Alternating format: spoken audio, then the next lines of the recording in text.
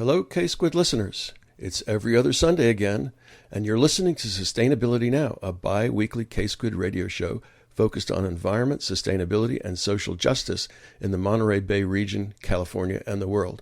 I'm your host, Ronnie Lipschutz. My guest today is Dr. Sharachchandra Lele. Dr. Lele is a distinguished fellow in environmental policy and governance at the Center for Environment and Development of the Ashoka Trust for Research in Ecology and the Environment in Bangalore, India, as well as an adjunct faculty member in the Department of Humanities and Social Sciences at the Indian Institute of Science Education and Research in Pune. His research interests include conceptual issues in sustainable development and sustainability, and analyses of institutional, economic, ecological, and technological issues in forest, energy, and water resources management. He has recently been co-leader of an expert writing group of natural scientists, social scientists, and humanities scholars who published a letter to fellow citizens of the Earth, an urgent call to our global neighbors to acknowledge the climate crisis, make personal and collective commitments in line with differences in privileges and responsibilities, and work toward transformative changes. This interview was recorded on September 10th. Dr. Sharachchandra Lele, welcome to Sustainability Now. It's been quite a long time since we talked to each other, 30 or 35 years, I guess. And as I told you, I've been following your work over that period of time and wanted to get some perspectives from outside of California about various kinds of environmental issues. So this is a really timely interview. Anyway, welcome again. Thank you, Ronnie. So let's begin with some background. I mentioned in my introduction your current positions and research interests, but what sorts of things do you do at ATRI and ICER? So somebody might say I'm pretty much all over the place. I broadly work in the area of environment, obviously, but my particular interests are forests, tropical forests, and water, but increasingly also the links between development and climate change. So because I've been also involved in looking at questions of coal mining and dams and stuff like that. So looking at the question of development projects and how they impact the environment. And so what does it mean? As you know, my long-standing sort of cross-cutting interest in all of this has been, what does it mean when we talk about sustainable development? What do we actually mean? How do we actually bring it about? Yeah, well, the name of the show is Sustainability Now, and doesn't refer explicitly to sustainable development. Maybe you can tell us, what does that mean? So I think one of the things to remember is that the term development is more popular in the global south because there is, I think, a reasonable assumption that in terms of material well-being, certainly many countries in the global south, or pretty much all of the global south,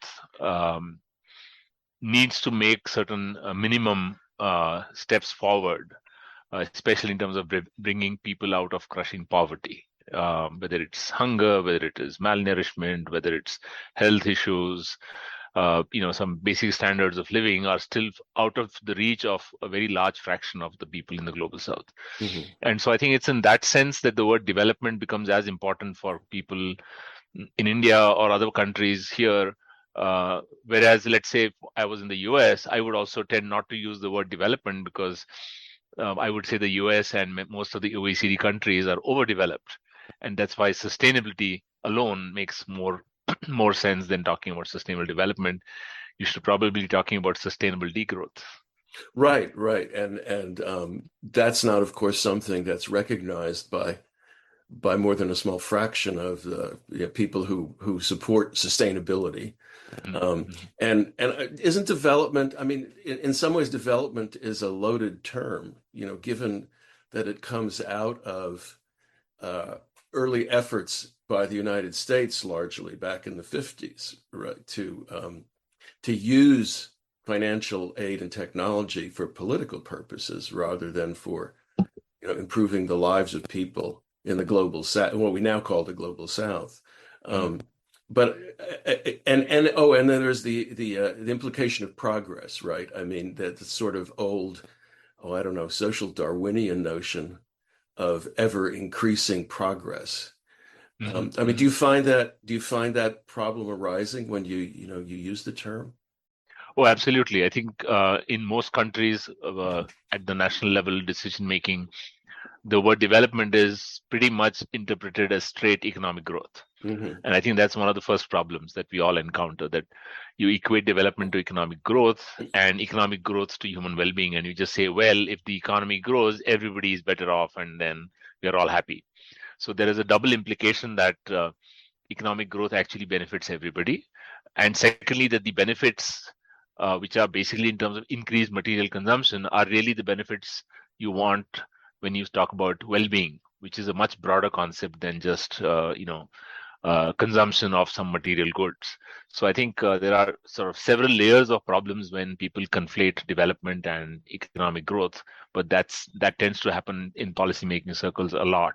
Mm-hmm. And even in sort of common discourse, I guess people basically think of development as whatever, building a bigger house or owning a car and so on and so forth. So there is a certain tendency, I think, even in common conversation, to think of development in only material terms and to forget that you could be drifting away from broader notions of well-being or missing many of the dimensions of well-being. Yeah. Well, how did you get into this business? Maybe you can give us some history, some personal history. Sure. It is a very serendipitous pathway. As a college going, or actually a high schooler, I was interested in nature, wildlife. I was initiated into bird watching. I was doing hiking and trekking and that kind of stuff. And I continued that when I joined my undergraduate college, which was an engineering college. And as you know, in the Indian educational system, we often tend to specialize very early on. And so Mm-hmm. I joined an engineering college which had very little breadth in terms of the humanities or the social sciences. But I was lucky that in 1982, while I was doing my undergrad, a collective of Indian environmentalists, scholars, journalists, writers came together and published what is, I think, a landmark report called the first Citizens Report on the State of India's Environment. So it was a completely publicly led effort with no government support to document what is the status in terms of India's environment and also why we are where we are. And that report really changed my understanding of what we mean by environment. So from thinking of environment as basically birds and tigers and watching documentaries like Serengeti Shall Not Die and so on, um, this report made it clear that the environment is everything that we live in. So it included chapters on water, energy, food, air, habitat, dams, and so on. So it provided a very different perspective, and in which wildlife or biodiversity was just one of 10, 15 chapters. Mm-hmm. And sort of that really opened my eyes, and that sort of also made me see the link between a little bit of a link between what I was doing as an engineer and what the environmental problem out there was. And that's when I decided to get into environmental studies. But there was no formal way in which I could do that because there were no environmental studies programs in India at that time. So I went to the Indian Institute of Science in Bangalore to do a master's with somebody who was willing to advise me on looking at environmental impacts on dams.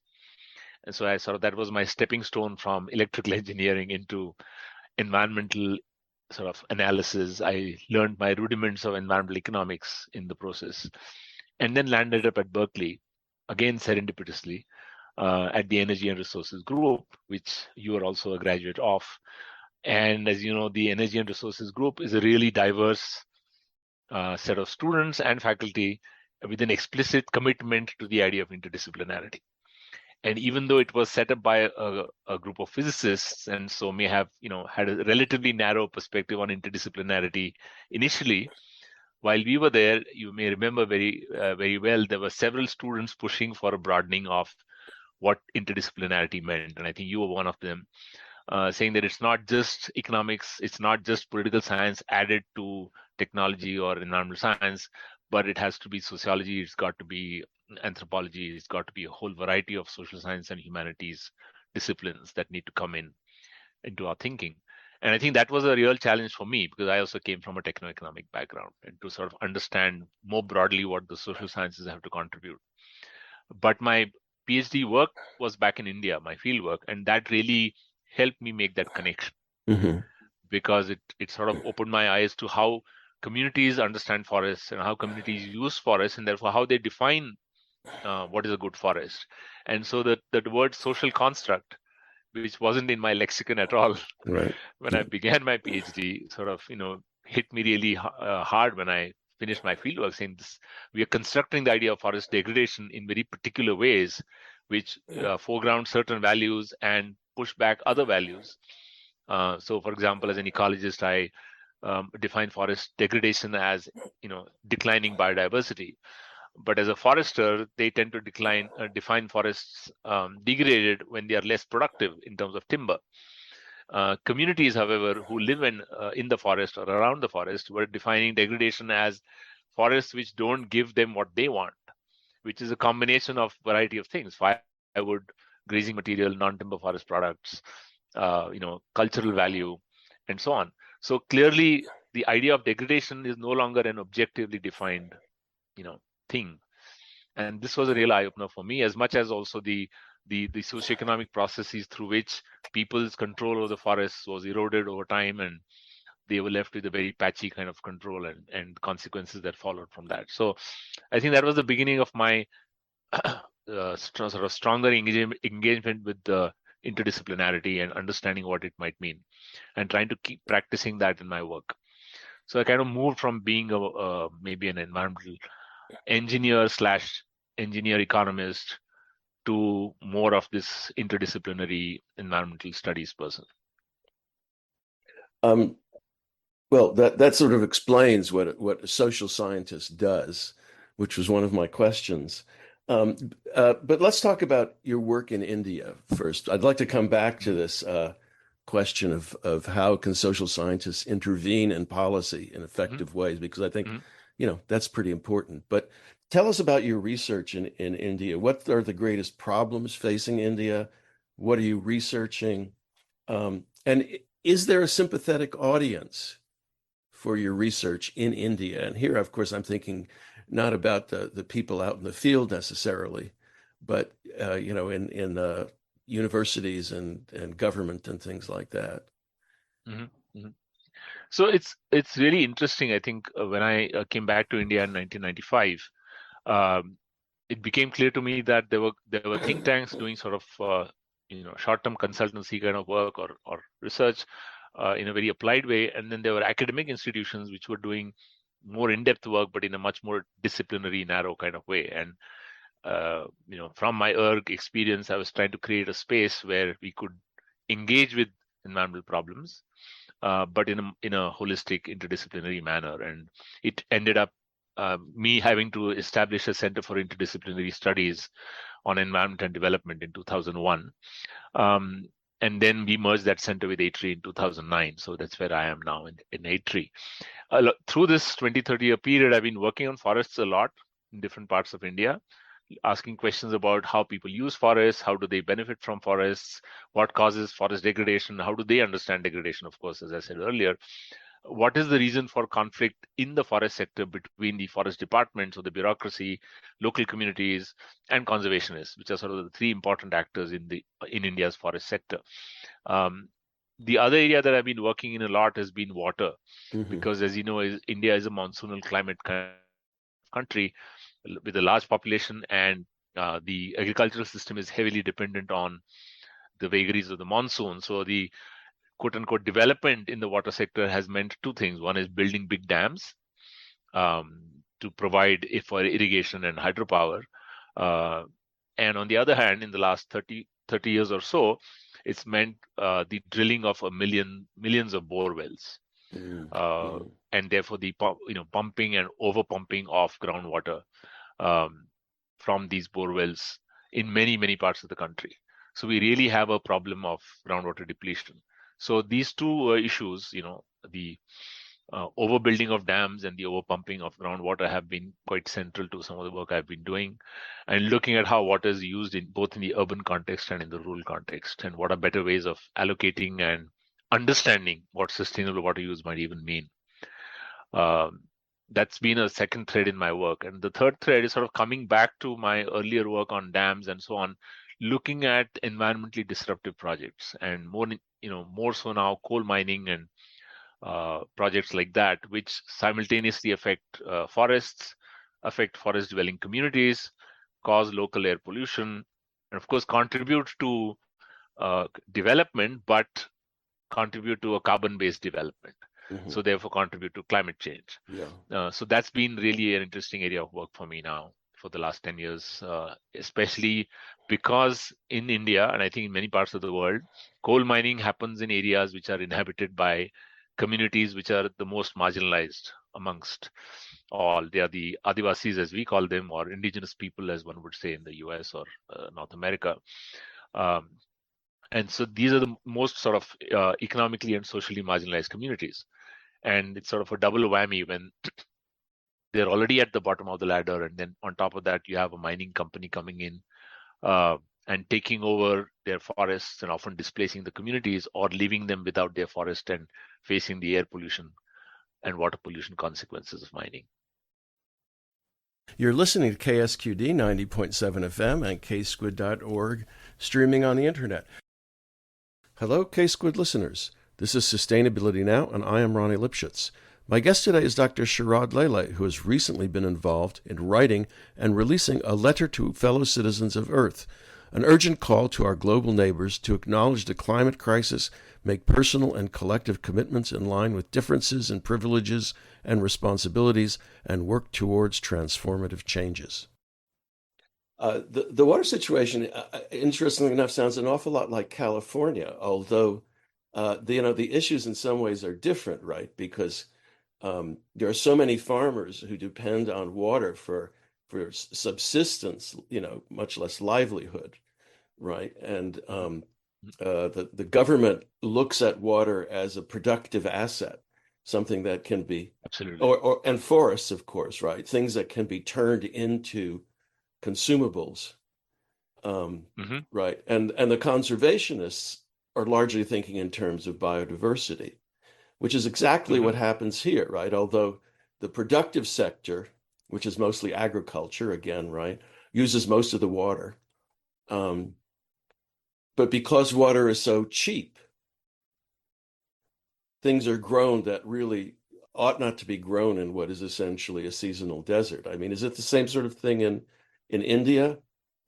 It's a fascinating parallel, actually, because yeah, although the climate is different in some ways, and certainly the economic and social contexts are very different, nevertheless, agriculture is the biggest consumer of water, number one. The disparities within the agricultural sector are much higher in the Indian context than perhaps yeah. in the US context, where you have millions of farmers who are absolutely marginal farmers who do not have access to irrigation at all and are completely rain fed in their cultivation practices. So they just depend on the monsoon. And then you have a smaller fraction who have access to water from large irrigation dams. And in between, you have farmers who have over the last 30 years managed to drill bore wells and suck out groundwater. And groundwater was initially seen as a pro-equity step, because while water from dams benefited maybe only 10% of the farmers who lived in strategically, suitable locations where the canals brought the water,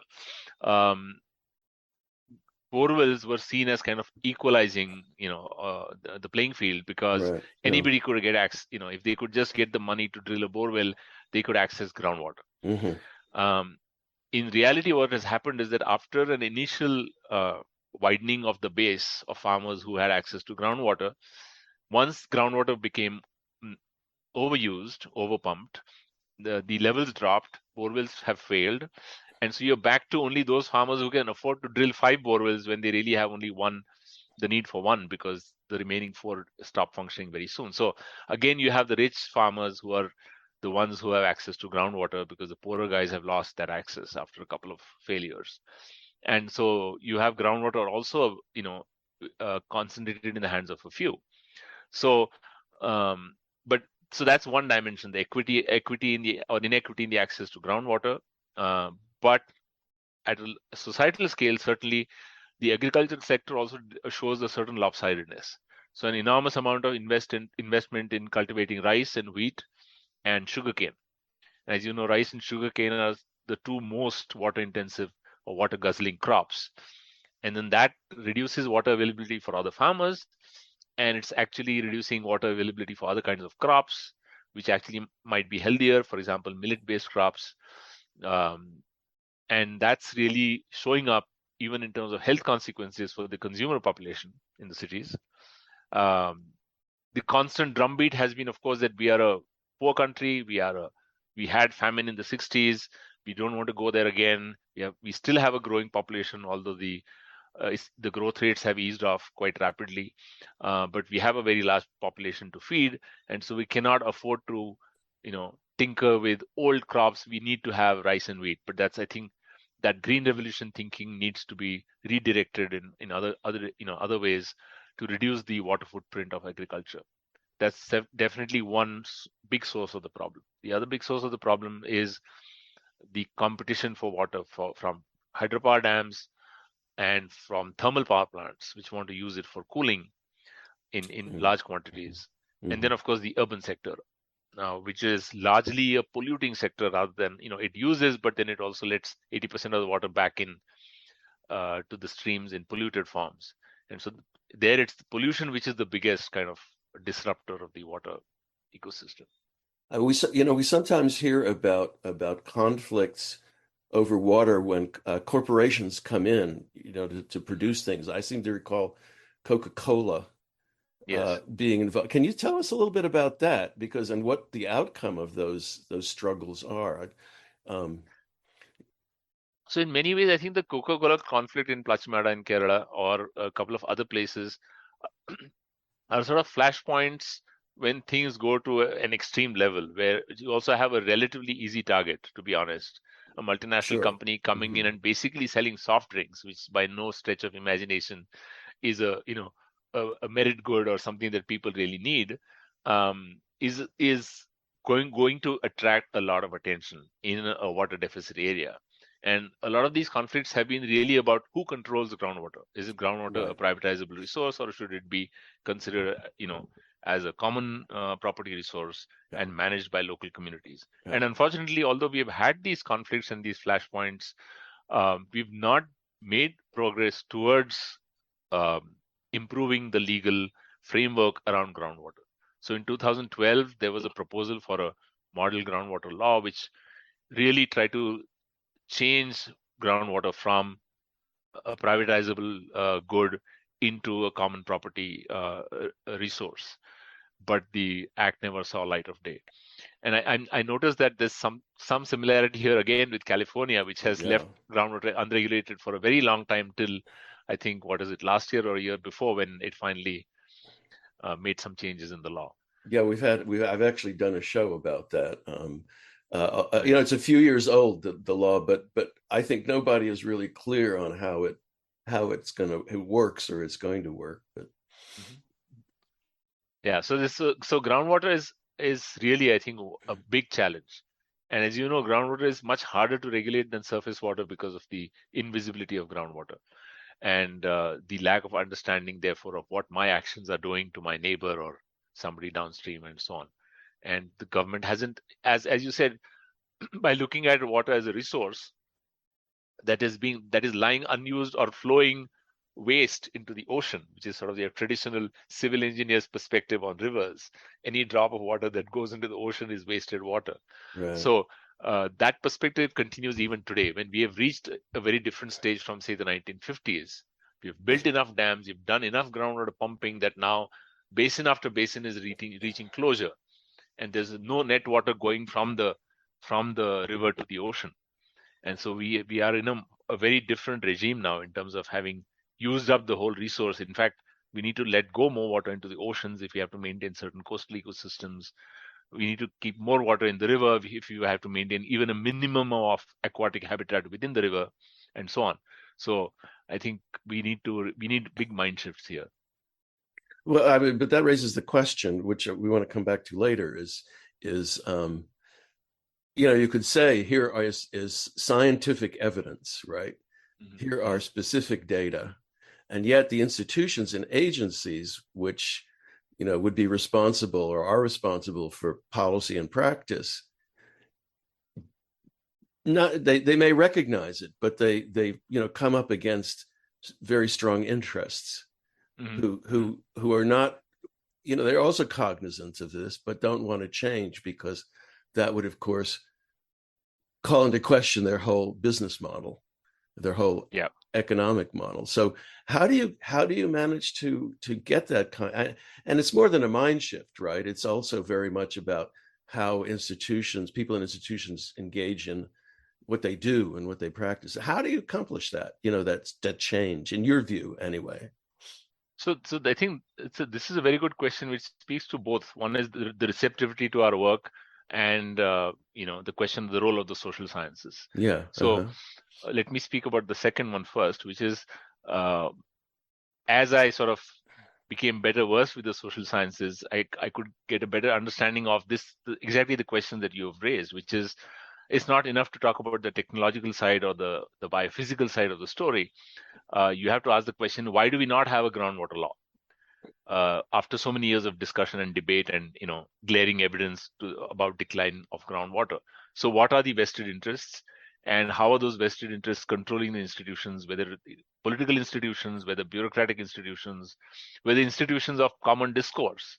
So what we see very interesting in the Indian context is there is a big sort of urban middle class interest in environmental issues, which translates into either planting trees or talking about rejuvenating urban lakes without thinking about the science behind for example, river rejuvenation or lake rejuvenation, and trying to make connections between planting trees and rejuvenating dried up rivers.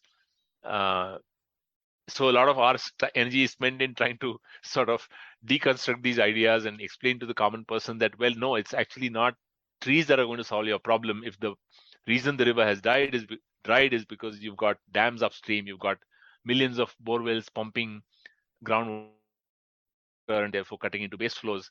So you're, barking up the wrong tree. You just haven't understood the basic science. So it's kind of a pseudoscience perspective that tends to take over for quick fix solutions, which are supported by the media and so on. So we have a whole range of actors and processes happening here. The political economy side of it, the behavior of the bureaucracy, and the sort of quick, quick and easy environmental solutions that people are looking for. So it's really fascinating when we try to look at all of this together. The receptivity for this kind of work is always limited because, as you said, there's a whole bunch of vested interests who don't want to listen to all of this stuff. So there's always more receptivity for scientific solutions or technological techno fixes of some kind, but nothing beyond that. Receptivity has also changed over time. I think there was a period in the mid 2000s or 2000, maybe 9 to 14, or a little bit earlier than that.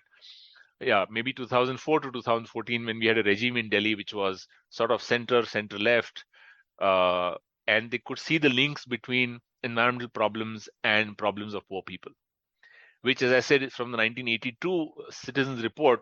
That has been the major contribution of the Indian environmental movement, to point out that environmentalism is not just about being able to save the tiger or the panda or the whale for aesthetic or spiritual reasons, but also the very fact that lives are dependent upon access to clean water, access to firewood, access to grazing, or other kinds of forest products, and so on. And so it's a matter of livelihood, not just the spiritual side of the story. And there was a period when the government saw those links, however limited it was, and that they passed a radical Forest Rights Act, for instance. They made some progress towards drafting a groundwater bill. They passed legislation on the right to employment and so on. So you have a phase when they were more receptive, and now, of course, we have a swing in a direction where it's only about economic growth. Mm-hmm. What then? What is the greatest challenge, to achieving equity and social justice? Is it ethics or economics or politics? If you're going to try and decide where you want to intervene, particularly as a social scientist, where do you do that? Or at least what do you think about, where you would intervene? I know it's the combination, but again, if you're looking for leverage points, particularly sensitive leverage points, since no one has infinite time to address this, where do you do it? Again, the idea about if you have good knowledge, you get good policy, or good information, you get good policy. We know, at least some of us know, that there is no connection. Okay. Yeah. So, how do you approach that? I mean, you're asking some really fundamental questions about the role of knowledge in social change. But just a step before that, I think I myself see my work not as a social scientist or as a natural scientist or an environmental scientist, but really an interdisciplinary environmental studies person. And I Sure. try to keep that profile.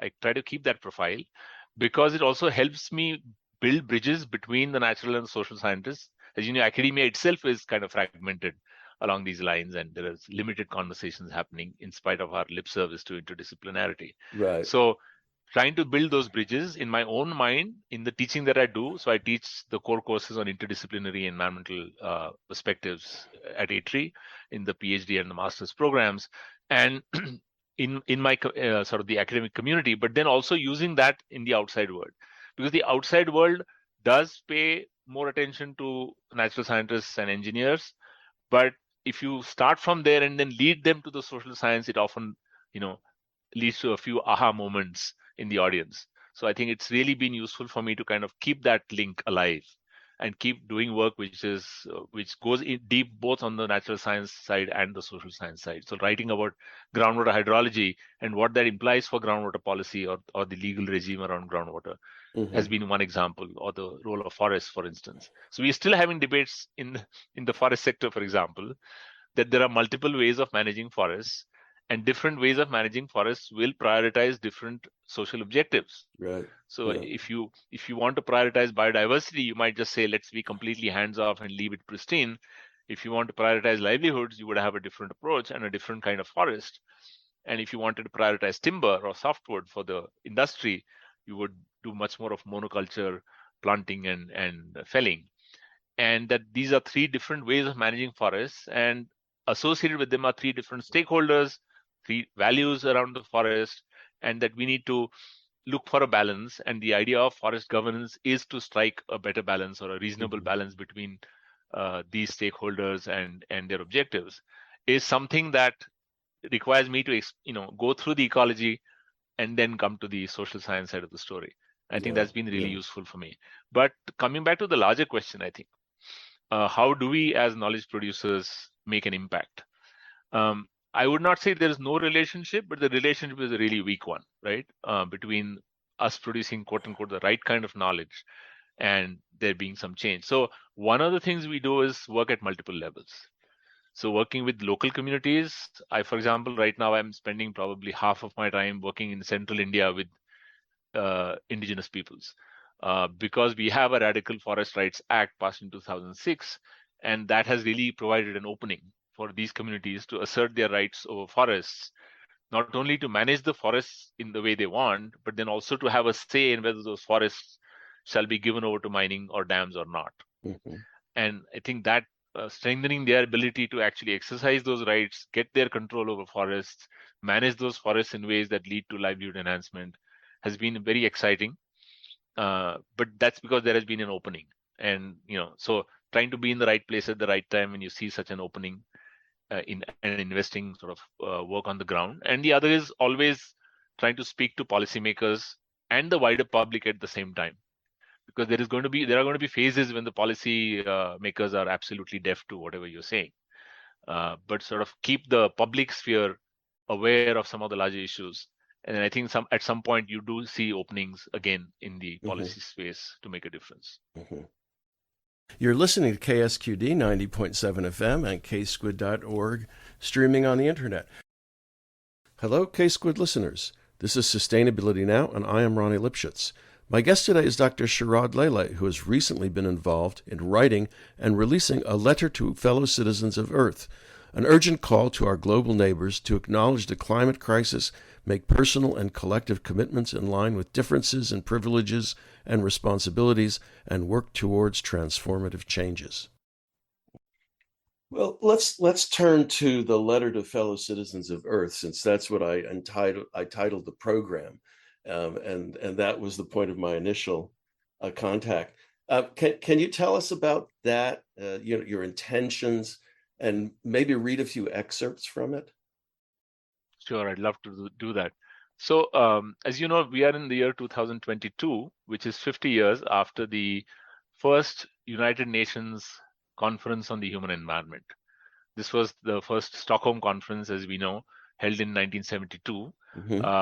And that was the first time, I think, that the international community sort of formally acknowledged the importance of environmental problems beyond localized, issues, and sort of came together. And you had several heads of state, including the Indian Prime Minister, attending the conference and debating this question of how should we address environmental problems, how serious are they, and what do we need to do about them collectively as an international community.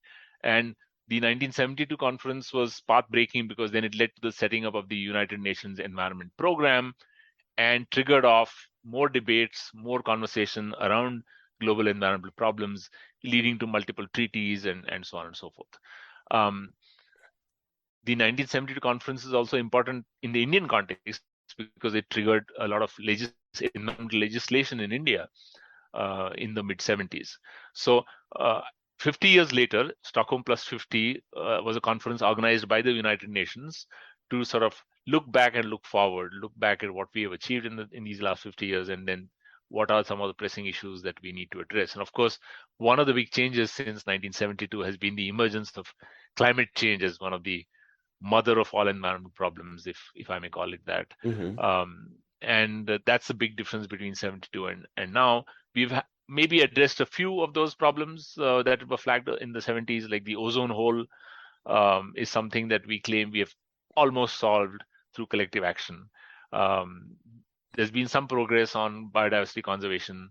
To just again give you an Indian example, the tiger has certainly come back from the brink of extinction in India. So from maybe 1,000 tigers, we are back to about 3,000, 4,000 tigers in the wild. So we definitely have some gains to show. I think air quality has improved in certain cities, although deteriorated in most parts of India, and so on. But a whole host of problems remain. And so in the run-up to this Stockholm Plus 50 conference, the International Science Council, which, as you know, is the apex body of the social and natural science councils across the world, along with Stockholm Environment Institute and Future Earth, which is another network of scientists working on environmental problems, sort of came together and suggested that can we write a letter from scientists to humanity on this question. And they were inspired by the example of a letter that was written in 1971 and presented to the UN in 1972, signed by 2,000 environmental scientists, which was an appeal to humanity to take the environmental crisis seriously. And so this was kind of modeled on that effort. And it was an exciting and really interesting experience for me as a co-chair of this expert writing group that they convened to craft something which reflects our current understanding. And I think we made a lot of progress in terms of at least our understanding of the problem in academia, because after all, academics writing this letter, that we could write a letter in a much more interdisciplinary manner. The very fact that the International Science Council is now the apex of social and natural science disciplines all combined is, I think, a big jump since the 1970s. And just to give you an example of what we think are some of the key contributions in this letter, we sort of start out by laying, the problem, which is fairly obvious, that our home planet Earth is in jeopardy. Earth provides us with sustenance and shelter, inspires reverence, and nurtures our dreams, but we are pushing the planet's systems to the edge, threatening our own well-being and that of future generations. But in terms of understanding why we are where we are, I think that's where we try to make an important contribution by saying that the environmental and social predicaments we face today are interconnected. Actions that contribute to the destruction, depletion, or disruption of nature lead both to unsustainability and injustice. And the way this happens is the richest 20% consume about 80% of the world's resources, and the top 10% emit as much as 80%. The top 10% emit as much carbon dioxide as the bottom 50% do. This consumerist lifestyle of a minority has led to loss of species, pollution, and climate change, all of which not only threaten our collective future, but also the lives and livelihoods of many people today, especially the poorest and the most marginalized. So this connection between sustainability and equity, the idea that you're actually not just jeopardizing the well-being of future generations, but of many millions today Yeah, through the yeah. actions that produce climate change or various other kinds of impacts, is, I think, one of our key contributions in this letter. Mm-hmm. Are there any bits of it you would like to read out to us? So this is sorry, this was what I read out from the letter. Oh, These okay, the okay, last, okay. yeah. I thought it would be interesting to go back and look at that letter in 1971, and I just want to read a few little bits from it. In Sure. comparison, it's called the Menton message because it was drafted in France in Menton.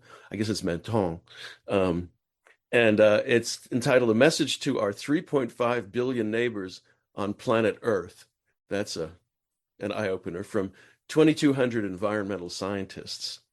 And the problems it describes are environmental deterioration, depletion of natural resources, which was a big Mhm. thing at the time. The Club of Rome report, right, about then, Absolutely. although it doesn't say anything about who's consuming the resources.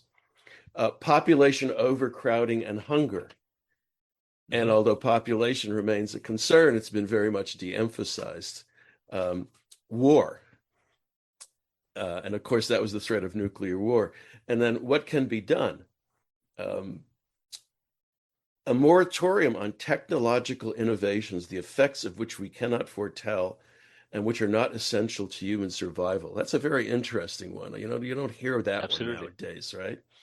Um, Application of existing pollution control technology, intensified programs in all regions of the world to curb population growth, with full regard for the necessity of accomplishing this without abrogation of civil rights.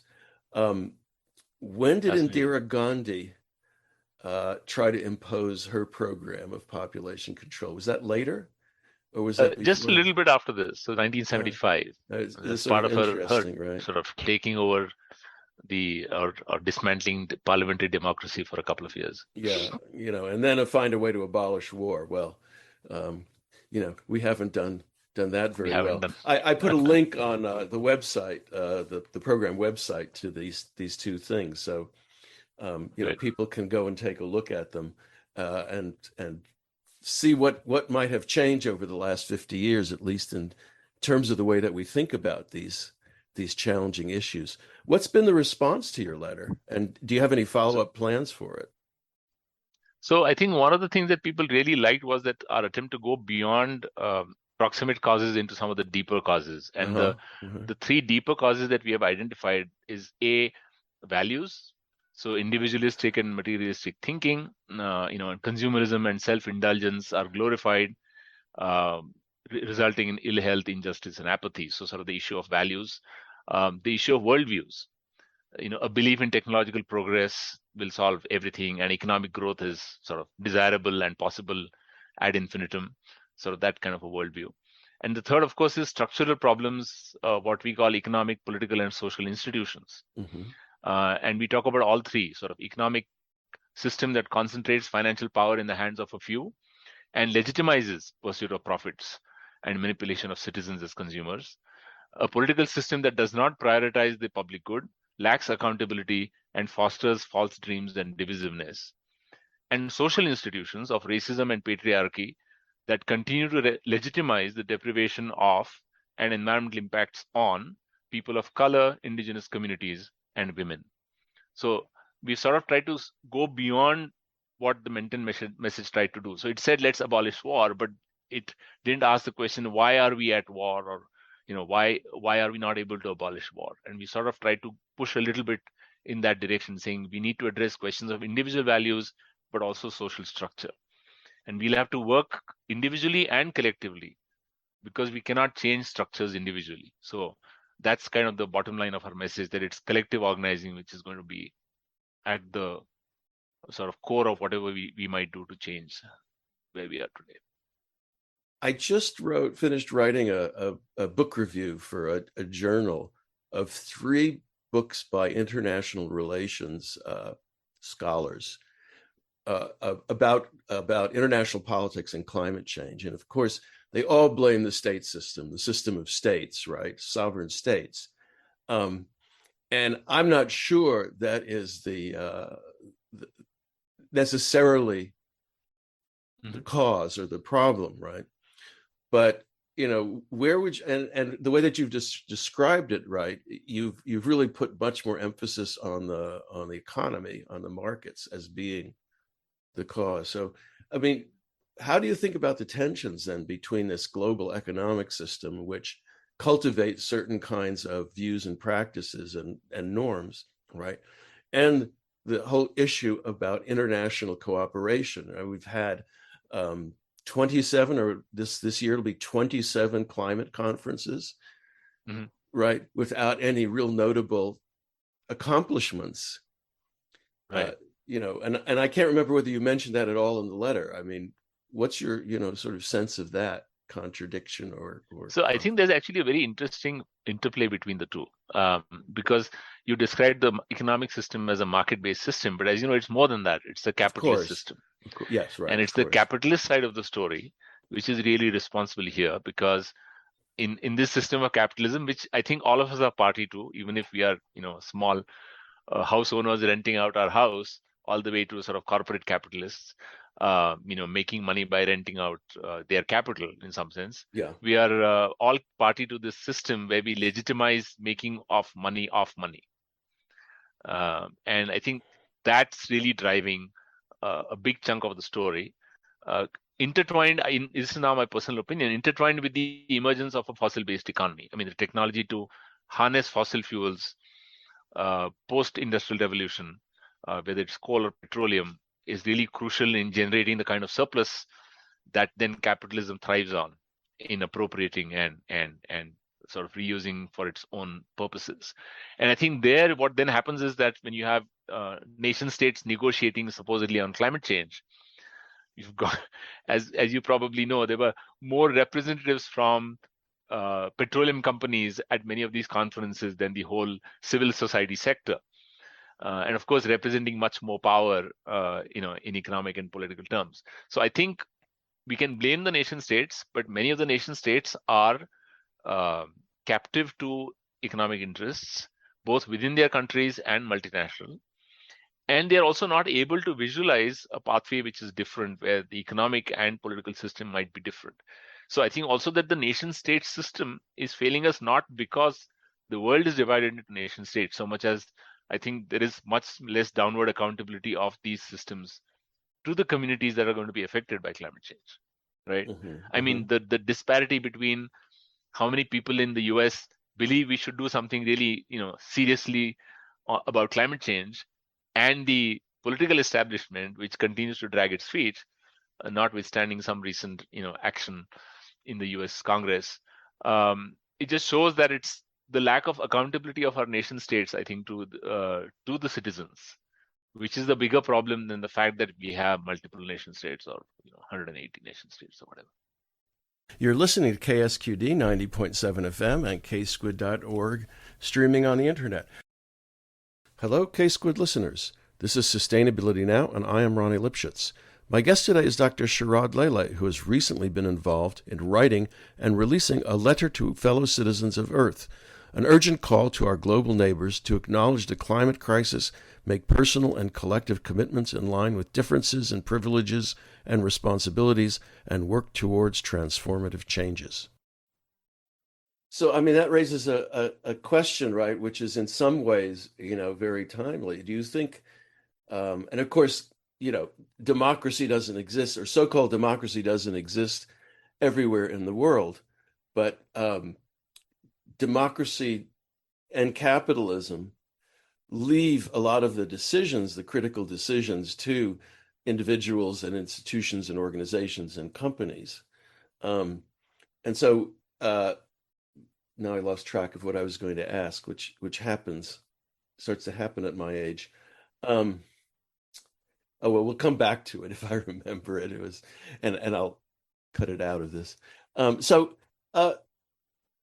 You're proposing in this letter a lot of changes and reforms, right? And maybe even some revolutions to protect the earth and its inhabitants.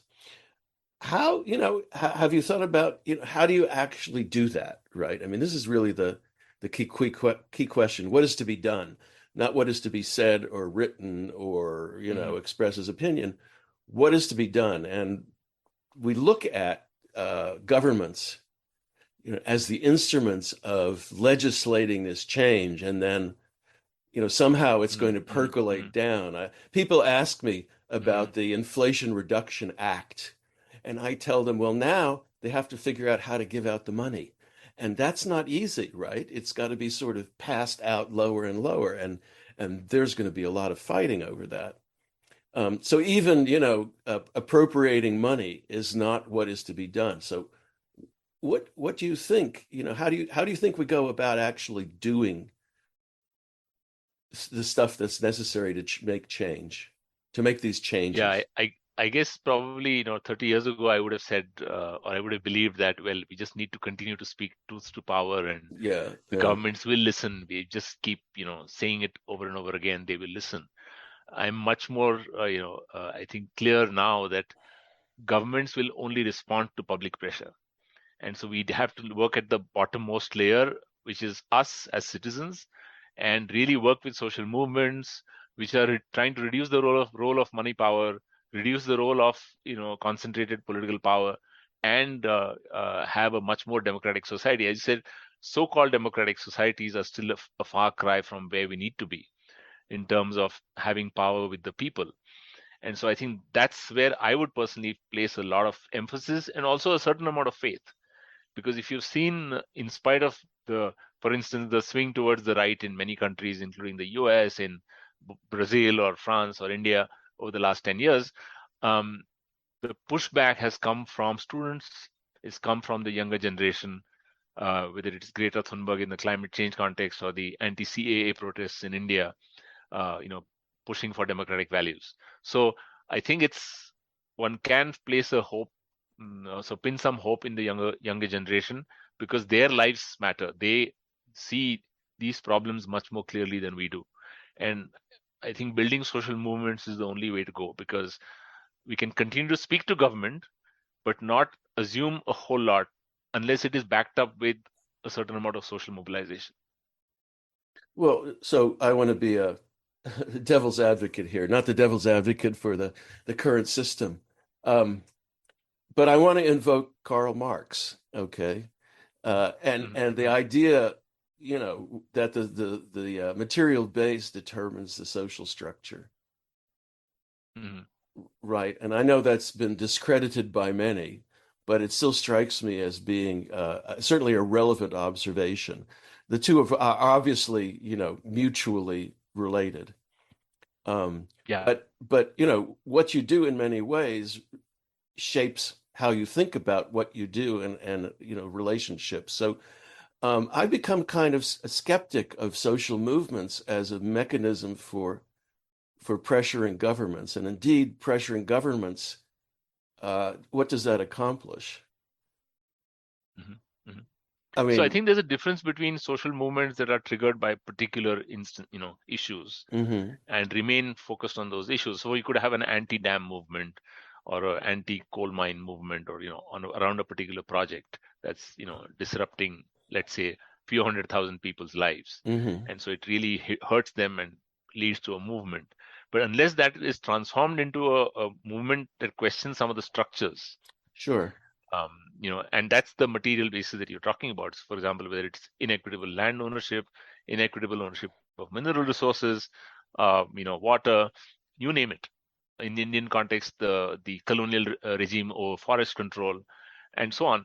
Unless you're actually questioning some of those structures, you're not going to make any long-term impact. So hmm I think it's absolutely right that the material and the sort of the superstructure interact in these ways, and you have got to find openings on both. I think on both sides. Sometimes it hmm is a world of ideas where you have Yeah. openings, Yeah. but you have to translate them into material changes on the ground.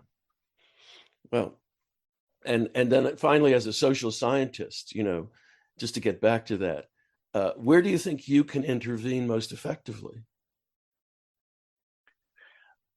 So I think as you know, in the social sciences, there are these two streams, sort of the positivists and the critical social scientists. And the positive social scientists continue to believe that, well, if we just put out a better analysis of policies to government decision makers, they will change their decisions. And I think there's some truth in that, obviously. If there's a receptive government, it might be open to some ideas and analysis, as to what's the best policy. But to see why the government is not receptive, you need a certain critical understanding of the political economy and other dimensions of what's going on. And so I think there the critical social sciences recourse is to educate the public more than the decision makers. So I think I think one has to play both roles. And given my lack of any disciplinary affiliation, I can, because I come from an engineering background and I've learned the social sciences sort of per force when it came to understanding and thinking through environmental problems that I encountered or I studied. I have the luxury to kind of not be tied down by any particular either the positivist or the critical perspective alone, and to work in a more integrated manner. Well, we're at the end of the show. Is there anything that we might not have addressed that you want to mention? So I think one of the things I'd like to is, given that this is a Californian audience, I do find that, as I mentioned right in the beginning, the word development is inappropriate in the context of an overdeveloped country. Yeah. And so I think an awareness of how much the disparity in the consumption levels of people living in, Northern America or in Europe, Western Europe, vis-a-vis many other parts of the world. I think just this basic understanding would really help, because then that would make people think twice about what they are saying. Are they only asking for sustaining current lifestyles when they say sustainability? Or are they talking about sustaining a lifestyle that is possible for everybody in the world? Right. Yeah. Yeah. Well, Dr. Sharachchandra Lele, thank you so much for being my guest on Sustainability Now. Thank you, Ronnie. You can find out more about Dr. Sharachchandra Lele and his work by following the hyperlinks in the blurb for this broadcast. As a reminder, shows from the 5 to 6 p.m. Sunday slot are rebroadcast the following Tuesday mornings from 6 to 7 a.m. And if you'd like to listen to previous shows, you can find them at ksquid.org/sustainabilitynow and Spotify, Google Podcasts, and Pocket Casts, among other podcast sites. So thanks for listening, and thanks to all the staff and volunteers who make K-Squid your community radio station and keep it going. And so, until next every other Sunday, Sustainability Now.